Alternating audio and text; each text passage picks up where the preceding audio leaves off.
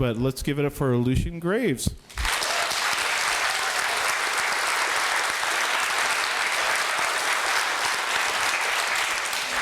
Well, last week we turned a corner, we reached a milestone, and we threw the party that pissed off Pat Robertson.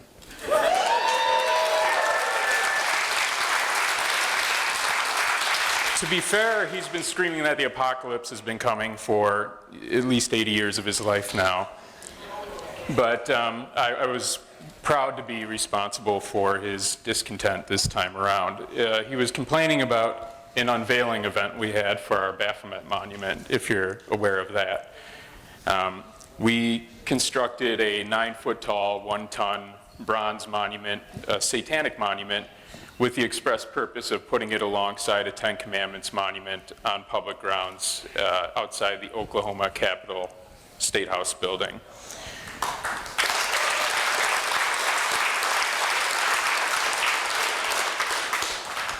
Here's what this puzzled old clown had to say about it. You know, aren't you appalled? First of all, we say that being a homosexual is a constitutional right. Before that, we said that slaughtering unborn babies was a constitutional right. And now we want to unveil a statue of Satan in the midst of that economically plagued city. Can you believe that? Where are we heading? Isn't this what is going to bring the judgment of God upon us? You say, well, could we possibly be serving idols? Could we be sacrificing our babies to some heathen god? Is there something that we're going to be having ritual sacrifice on the State House lawn of some state? Are we going to be allowing this to happen? And while we're doing it, we'll be having polygamy and polyamory and all the other things that go along with a corrupt culture. Is that the way we're heading? Well, it looks like it is.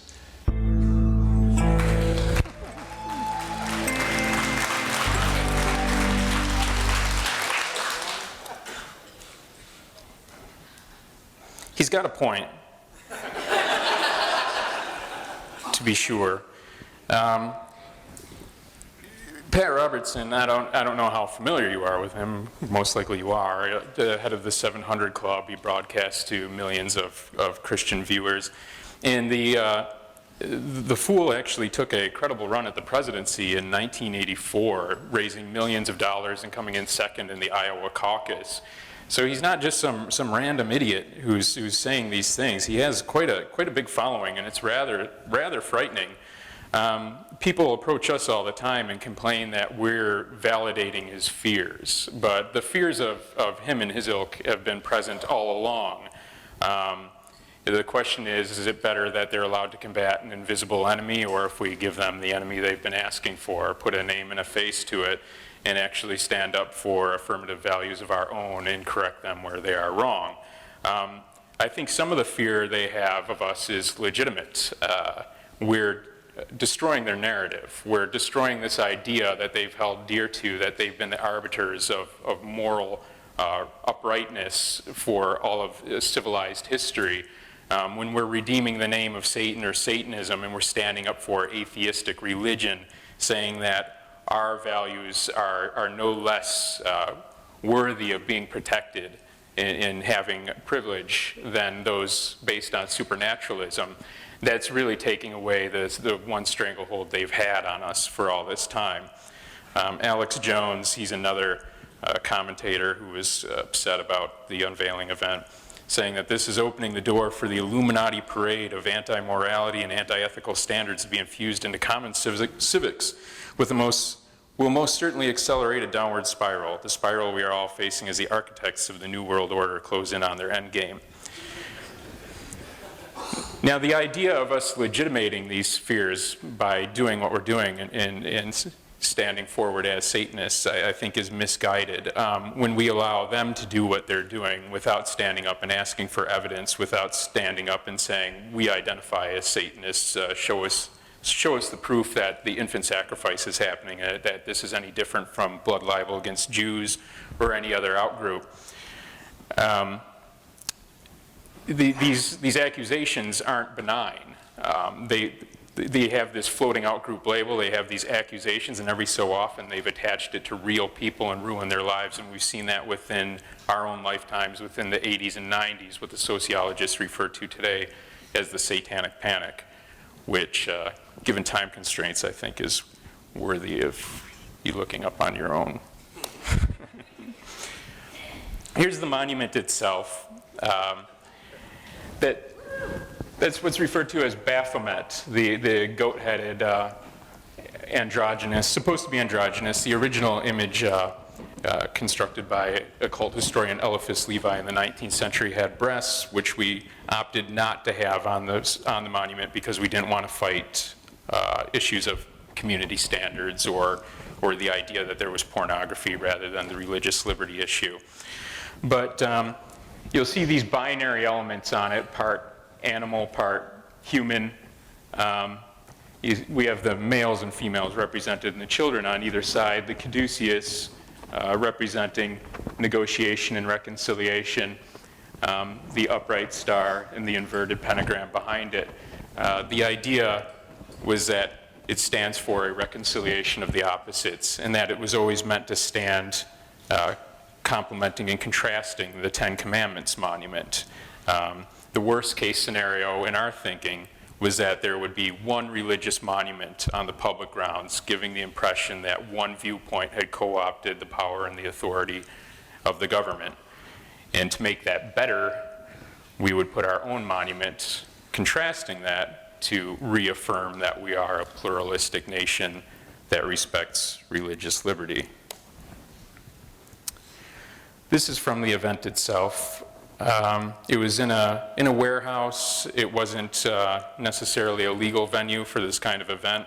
7 different venues backed out on us from having the event when there was community uproar from Christian groups, particularly led by this one pastor by the name of David Bullock, who was spreading misinformation saying that this monument was going up in Detroit, or at least implying as such, in saying that this was the last thing Detroit needed with its economic downturn and all this other type of thing, which I felt also implied that we were taking public funds for this, which we weren't. So there was a lot of confusion as to whether this was a private event or this was going up publicly. And we started getting a lot of death threats, and I reached out to Pastor Bullock several times to condemn those death threats, which he refused to do. And in fact, he doubled down by making a video talking about how they needed to stand up against the Baphomet monument, and the video utilized this gunshot blood splatter motif in the foreground all along. So we had to work out these security protocols by which we would have this event and try to keep everybody as safe as we possibly could. So we did it old Detroit rave style, where the first location was actually a decoy location where ticket holders were told where the actual location was going to be. And to keep some of the more superstitious radicals from coming to the event, at the decoy location, you were required to sign your soul away to Satan.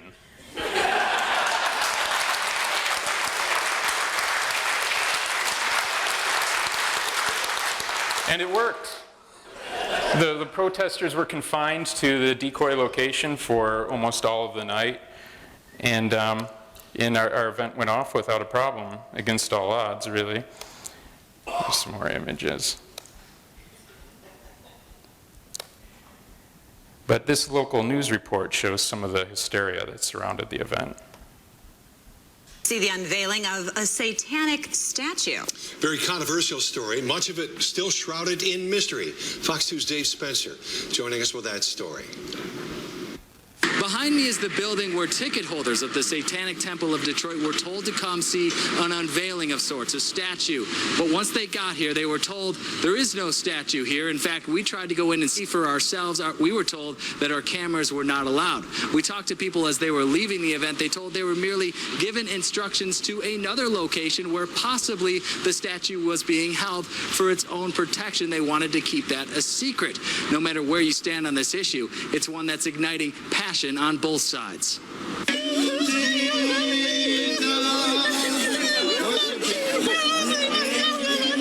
It was raw passion and belief on display for public consumption. And this demonstration was a protest of the plans of the Satanic Temple of Detroit. We understand that freedom of religion means we have the freedom to express what we believe as well. There's more of a motive to get rid of religion or to make fun of religion. And I don't think that they should do that. Meaning, if you don't believe in God, and that's what the Satanic Temple group says, they don't believe in God. And they also say they don't believe in the devil. So why would you create an image that represents the devil? This protest was held away from the unveiling site only because the Satanic Temple kept its location a secret, only known to hundreds of paid ticket holders. I think it does add to the allure. I think some people are a little bit worried that there will be attacks. There was talk of arson from religious groups. So it's a little bit frightening and a little bit attractive at the same time. What seems to bring this relatively quiet, passive group together is a shared belief. I thought that Satanism was a deification of Satanism, or the devil, like kind of the Christian devil, which is totally not the case. It is more of like, only worship yourself. And a desire to see that belief understood. A lot of people that, in fact, are protesting out here, that they're more looking at it as we're devil worshippers, which we're not. Some were piqued by curiosity.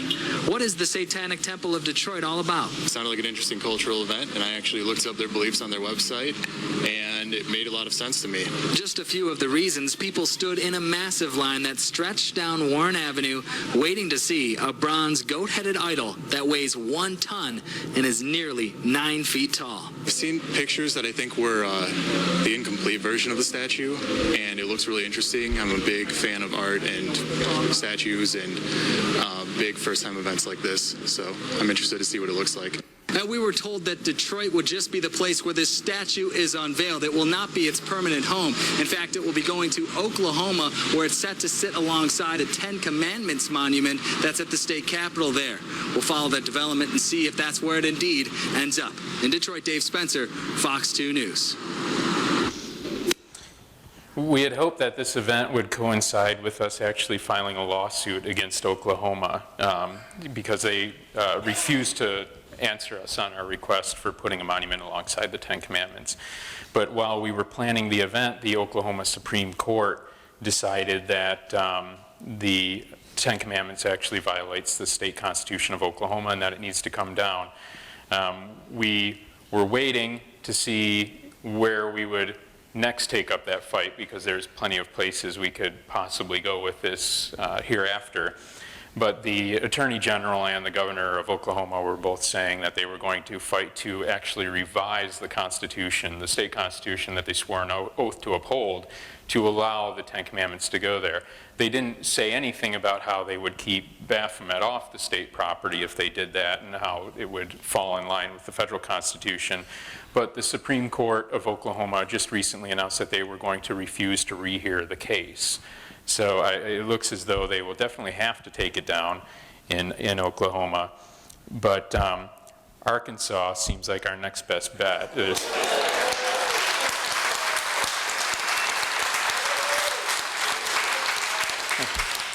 I see you've met Senator Rapert. He presented a bill in Arkansas that's almost identical to the one in Oklahoma. And the argument in both of these cases is that the Ten Commandments is not, in fact, a religious monument, an argument that actually offends some Christians as well, that it's a historical, secular monument that speaks to the codification of judicial law. And we were very careful when we were coming up with the image of Baphomet that we felt our arguments for Baphomet could match those of the Ten Commandments. So you had to look at the Ten Commandments argument to understand the Baphomet argument, and how we could argue that it also had secular value and spoke to the codification of secular law. They imply that in Oklahoma and Rapert that the Constitution itself is based on the Ten Commandments. And when you paint these people into a corner asking what value the Ten Commandments possibly has, they always mention murder and theft, prohibitions against those, which is funny because it's not in the Constitution. That's criminal law. That's not constitutional law to begin with. But most of the rest of them are unconstitutional. You have prohibitions against free speech. Thou shalt not take the Lord's name in vain. You have prohibitions all throughout on free exercise of religion. Thou shalt have no gods before me. And, you know, it's obviously theocratic in nature. Oops. Yeah, this gives you a little taste of Rapert's thinking. He's a public clown. Here's somebody on Facebook said, rights of minorities are not overruled by the whims of the majority. Welcome to America, Mr. Rapert. And he says, we, the majority, comma, senseless comma, grant you rights by choice. I think that further illustrates the importance of Satanists asserting their rights as we do. We wouldn't want to give anybody the idea that they're allowing, say, a Muslim or Jewish group on the public property by their largesse and generosity alone. They have to realize that that is the nature of the law, that their place in public office is not one that gives them the authority to define what is proper religious or political expression. Yeah, I talked about this with Megyn Kelly. I was very disappointed actually with how it turned out, because I felt I had a lot of traps laid in which I could have made her look like a fool, and that she cut the interview off before any of those could actually be sprung. But I was surprised the next day to see a bunch of headlines saying that the Satanist had made a fool of Megyn Kelly. So here's how that went. What is it that first drew you to the Satanic Temple? Well, I helped co-found the Satanic Temple. Why? Why? Because it is an embodiment of my deeply held beliefs, and I think there's a distinct need for a counterbalance against the dominant religious privilege in America today.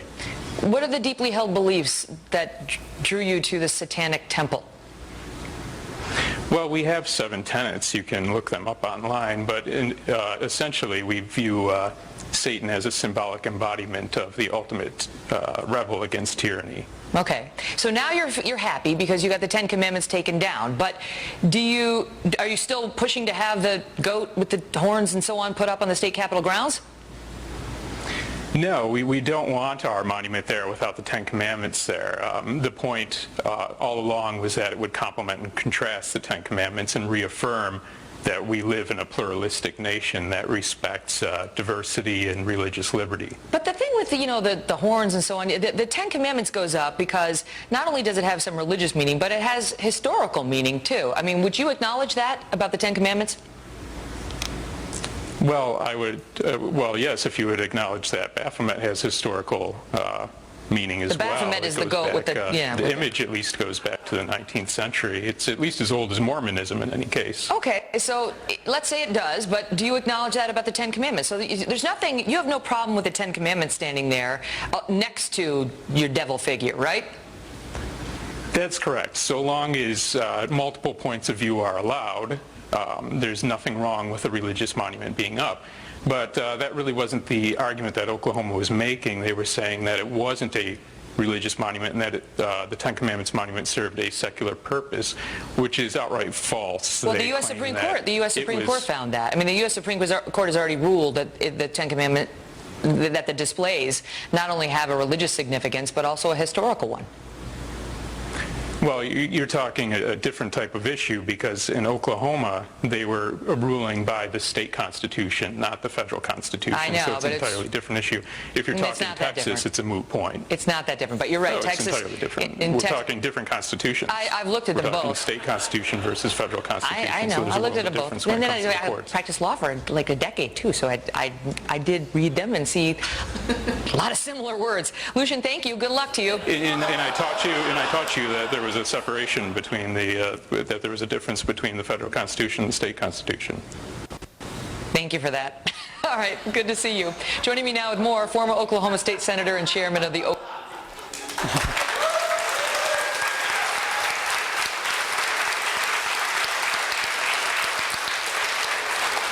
Now, had I known she would cut it off, I would have argued Texas differently. I would have said that the case in Austin as was the case, affirmed the right of the Ten Commandments to be there because there were multiple other monuments to different perspectives being there. There's nothing in the Texas ruling that the federal Supreme Court made that would keep Baphomet off those grounds, and we could fight that battle there at any time. But instead, I was just saying that it was a moot point, wanting her to move on to something else. But I really wanted her to say something to the effect of that the state needed to yield to the federal ruling, because I just thought it would be great to have a Fox News talking head saying that it's proper for the federal government to dictate how a state allows religious or political speech on their grounds. That I think she was at least clever enough to know that there weren't many directions she could go, and that's one of the great things about doing what we're doing. We're able to take the constitutional high ground, and they act like the cross is wrapped in the flag, and that the Constitution is but an extension of the Bible, and that's not the case. So sometimes when they're arguing with me or I'm doing interviews, I feel like the people interviewing me at some points lose sense of what their audience really wants to hear, and they're not used to that, and it makes it very difficult. And in this time frame, I was doing a lot of interviews in both Arkansas and Oklahoma, where I felt that the questions, the Q&A sessions were very, very straightforward and fact-based for that very reason. They just weren't sure how to argue me.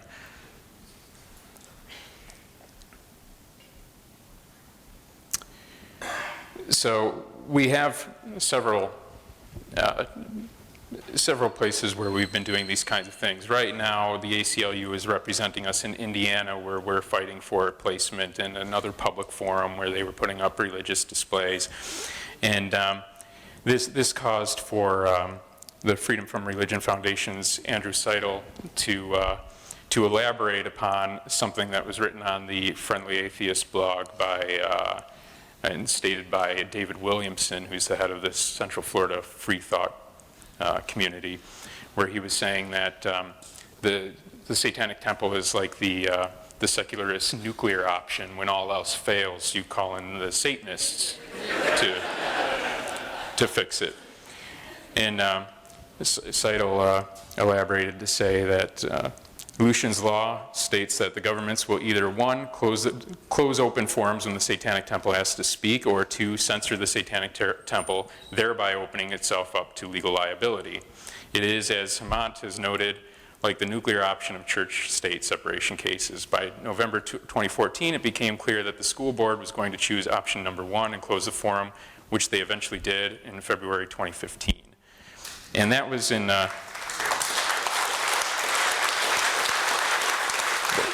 reference to our activity books that we offered in Orange County, Florida, in response to a forum there where they were allowing a group called the World Changers to pass out evangelical materials. They claimed it was an open forum and anybody could do it. The Freedom from Religion Foundation reached out to us, and this was what the Freedom from Religion Foundation was offering up. And at first the school rejected it. They said that it was too vile. And then Freedom from Religion Foundation put forward a lawsuit. The school withdrew, and they said, okay, it's an open forum, anybody can come. And then we came, and the Freedom from Religion Foundation advised us and said, in your materials you can be critical of religion, you can be critical of Christianity, it's open to anything you want. And we told them then that really wasn't how we like to do things. We do have our own affirmative values, and we're not really concerned with what the other guy is doing or denigrating their position. So we composed something we felt was beyond reproach. The school board had been saying during the media flurry that they reserved the right to deny materials being presented to them for distribution. And that was true up to a point. We knew they could cite community standards. So we gave them nothing to dispute. I mean, there's satanic symbolism in it. There's no heavy-handed philosophy in it. There's definitely nothing that could be called vulgar or obscene. There's sometimes simplistic activities, like this little connect the dots here. We have some copies of these out the front. here was how this kind of shook down. Satanic children's coloring book is creating controversy in Orlando, but if you read between the lines, the issue is a lot deeper than black and white. The Orange County School Board is considering changing its police regarding religious materials after a group of local Satanists asked to hand out a satanic-themed coloring book. The request is in response to the board allowing other religious groups, that is, to leave Bibles and booklets for students. Public education in America often uses coloring books to teach young Americans about math, science, and current events. This year, a new book filled with games and lessons about Satanism could be distributed to students attending public school in Florida's Orange County. The 10-page Satanic Children's Big Book of Activities features characters named Annabelle and Damien who demonstrate rituals to explain Satanism. This expanding wealth of information for America's young minds was made possible after a Florida judge last month ruled that if the Orange County School District allowed Christian groups to disseminate Bibles and other materials in its schools, then other religious and atheist groups should be given the same right to distribute their material. And followers of the Antichrist seized on the decision to treat all faiths equally. A spokesman for the Satanic Temple tells Raw Story that, quote, if a public school board is going to allow religious pamphlets and full Bibles to be distributed to students, as is the case in Orange County, Florida, we think the responsible thing to do is to ensure that these students are given access to a variety of different religious opinions, as opposed to standing idly by while one religious voice dominates the discourse and delivers propaganda to youth, unquote. Bible distributions are a good thing. They haven't caused any problems. They've gone on without incident. But now by creating controversy, this group is maybe perhaps getting what it wants. My office alone, I received close to 11,000 emails in one 48-hour period on this issue. And it gives you an idea of the level of disruption that it was causing. A spokesperson for the Satanic Temple says it's laughable that religious groups think that the inability to distribute their materials exclusively is discriminatory against them. I think if you're going to put our material juxtaposed to the standard material, you're going to find that Satan is wildly popular with the kids. In a ruling that was aimed at maintaining religious neutrality, students who may never have intended to learn about Christianity, atheism, or Satanism will now receive an introduction to all three.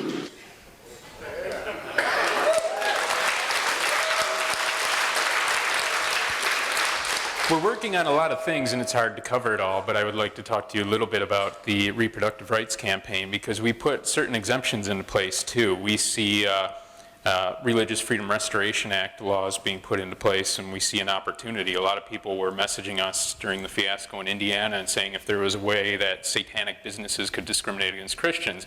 And there again, that's not the way we want to play it. You know, just like we weren't putting out material that was critical against Christianity with our activity book.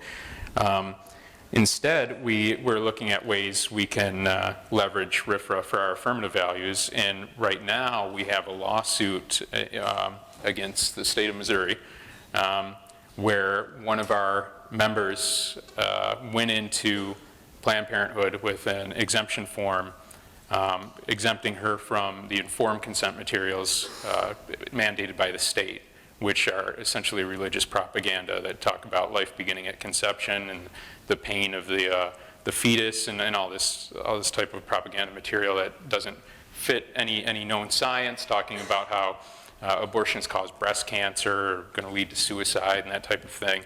And then to make sure that this all sinks in, she's supposed to wait 72 hours from receiving the materials before going in and getting an abortion. While there's one clinic in the whole state, this could be a very long trip. It could necessitate spending a night somewhere. It could necessitate leaving work for a time. So they're really trying to make it prohibitive for a woman to get an abortion. And this is really based on their religious values that conflict with our own. So we're leveraging RFRA in our lawsuit against the state.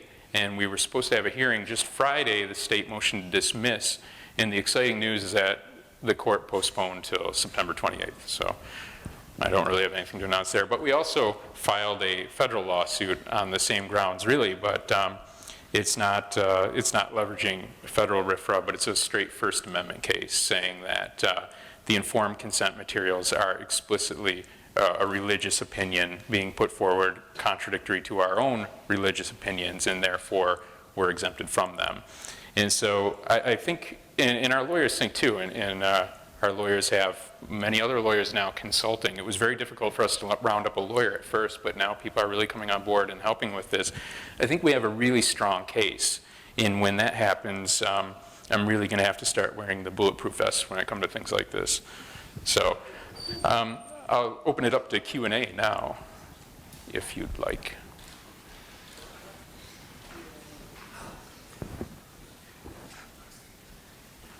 You could have stayed there to ask the question. Oh, okay.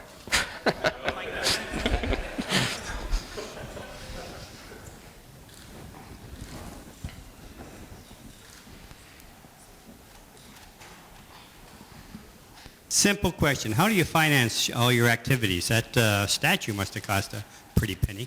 Yeah, that ultimately was about $100,000. And originally we started an Indiegogo campaign. Online. It was just a crowdfunding site, and we set the limit at $20,000. We weren't sure how much it would cost at all, and we ended up getting about $30,000 from that. In the course of the 2 years we were making it, we had benefactors chip in, more fundraising go to it, and a lot of our own personal finances. So it was a massive undertaking, and it took a lot out of us for sure. But we're also crowdfunding in general for our legal campaigns. We didn't manage to secure pro bono support, unfortunately, for our reproductive rights. So we have kind of an ongoing campaign there. But fortunately for us, we tend to get a lot of press coverage. And every time that happens, we get a good spike in sales. And I mean, sales, we have merchandise, and the revenue we generate from the merchandise goes entirely towards these projects as well. So we're just sustaining, but only just. But it does seem to be coming along, and I think it'll get easier as time goes by because more people are being exposed to this, and more people are feeling comfortable aligning with us because it's working. Is there anything you guys can do or are doing to go after like this Josh Feuerstein guy who is suggesting people actually go and destroy the statue by any means necessary? You mean just the violent threats or the conspiracy theorists?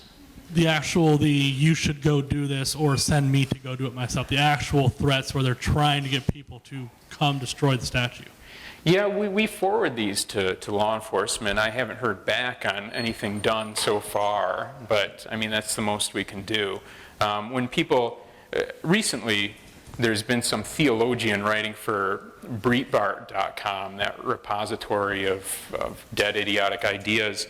But he was saying that the cult, apparently referring to the Satanic Temple, has a history of infant sacrifice, and he's tying that into the reproductive rights campaign, that this is all about infant sacrifice because it's convenient for him to believe so. And I'm trying to vet that through our lawyers right now to see if we have a case. It looks like libel to me. You know, I would like to see his evidence of where there's, where there's any evidence of infant sacrifice in any self-identified satanic group throughout history. It's just a bullshit story.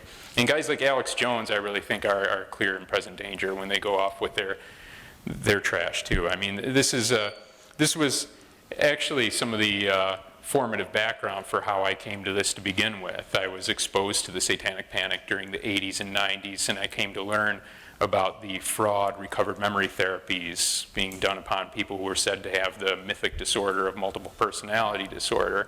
And I started looking in and seeing that this movement is hardly dead. They just don't get the media exposure they used to. Geraldo and Oprah and Sally Jesse Raphael used to do these big exposés where they would talk about satanic cults, murdering babies, and carrying around mobile crematoriums and stuff like that.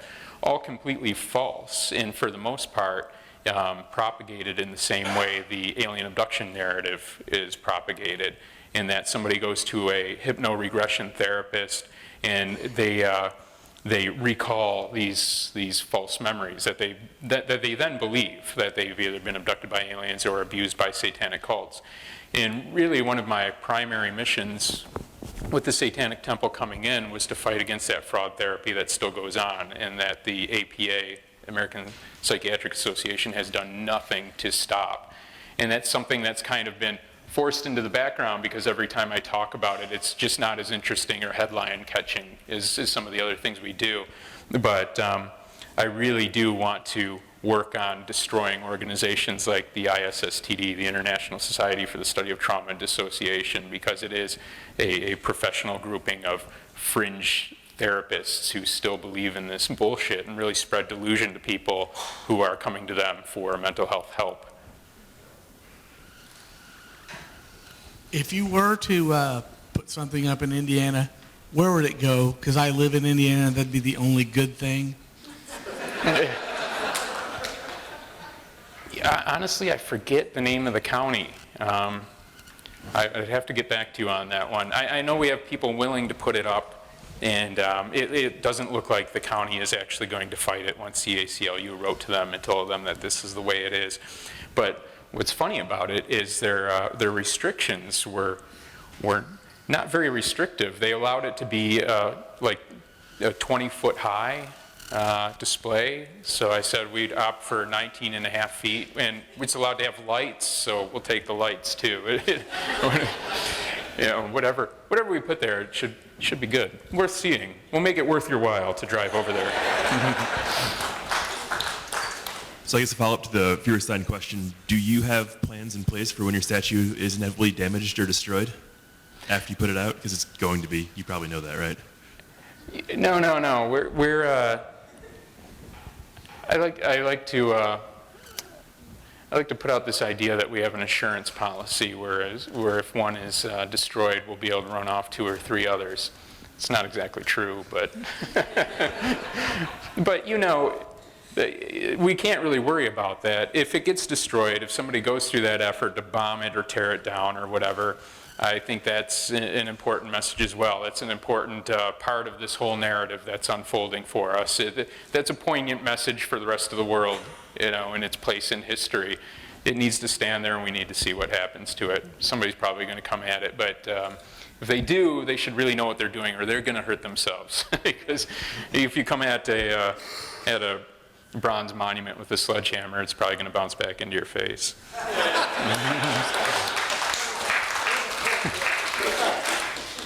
All right. Yeah, I wasn't quite clear on whether the coloring book was actually given out to the students, and also, is it available online anymore? I noticed the link seems to be dead. Oh, I'll check the link. We had I think our website transferred to another server or something. Some of the links ended up dead. But we do have the PDF available. If it's not available now, we will again. We have them for purchase out there. I'm not sure how many are left. But no, it never was distributed in the school. Lucien's law was in effect, and they shut down the forum rather than allowing us to distribute the activity books, even though you will see some incompetent journalism that says that satanic materials are being now distributed in schools. It's just not true, and it never happened. And if this were really fair, we would have our 3 years. You know, the World Changers had 3 years of distributing evangelical materials until we came along, and all of a sudden they saw the light, and it was rather amusing to see people within the school board saying the same things about the situation with us that the Freedom from Religion Foundation had been saying to them all along. All of a sudden you had the school board that was allowing the evangelical materials in, saying things like, well, it'd probably be best if we kept religious teaching into the household and as a personal matter entirely. Also, I noticed that the first drawing that I saw of the Baphomet statue, the design, it had a kind of a softer, nicer look to it compared to the final version. Was that an intentional design change? No. In fact, the artist was coming back to me, and he had it looking more stern in his original conceptions, and I kept having him soften it up. I wanted the expression to be neutral. I wanted the Baphomet to be this kind of image where And that's kind of what the children symbolize when they're looking up at the Baphomet, is that you can look at it without cultural baggage and just see it as a unique, interesting, and beautiful work of art. It's only when you have these preconceived notions as to what it stands for, what it means, and that it will cause milk to spoil and women to miscarry and come to life and murder your children, then I guess it looks horrific. But I feel with its neutral expression and with the artistry in it, people who don't fall in line with that belief system will enjoy it. All right, ladies and gentlemen, thank you very much. Let's give it up for Lucien Greaves.